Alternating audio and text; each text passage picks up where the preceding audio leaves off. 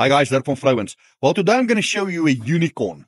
Here's a 1,000-liter trailer unit we built for a client, but this thing has got something else. This is a diaphragm pump. This is a positive displacement diaphragm pump. So this is for the guys with the fat traps. This thing doesn't work with impellers like your normal honeysucker pump. This thing works with a diaphragm. So this pump can take up to 50 millimeter of solids. So this is for your slurries and your fat traps. Let me show you how it works.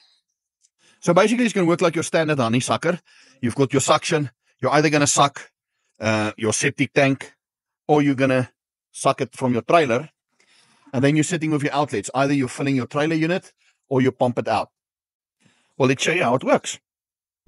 Go, Danny, go, go. Go, Danny, go, go. Go, Danny, go, go. Danny, be good.